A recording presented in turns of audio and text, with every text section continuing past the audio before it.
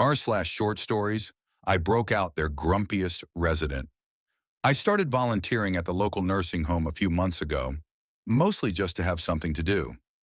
I help with meals, read to residents, and generally just try to be a friendly face. Most of the residents are sweethearts, but then there was Arthur. Arthur, 86M, was the home's resident grump. He was a retired mechanic with hands like worn leather and a permanent scowl. He never came to social events. He grumbled at everyone, and his standard response to, "How are you today?" was, "Still breathing, unfortunately."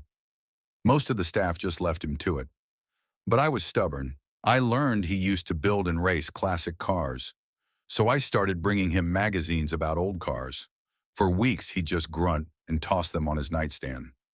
Then one day I walked in and saw him reading one, a tiny smile on his face. It was like seeing a unicorn. That opened the floodgates. He started telling me stories about his pride and joy. A 1968 Ford Mustang he called the Stang, which he'd sold decades ago to pay for his wife's medical bills. He'd talk about the smell of gasoline and burning rubber, the thrill of the engine roaring to life.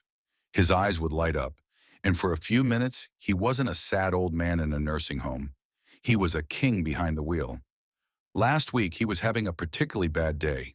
He looked at me with this deep, weary sadness and said, "I'd give anything to hear that engine one more time." And that's when I had the stupidest, most brilliant idea of my life. I spent the next few days making calls. I found a local classic car club online and posted in their forum. I told them Arthur's story, and the response was incredible. A man named Dave owned a fully restored '68 Mustang, almost identical to Arthur's. He was in. So yesterday, I went to Arthur's room and said, "Forget bingo. We're going on an adventure." He grumbled, of course, but he let me wheel him outside.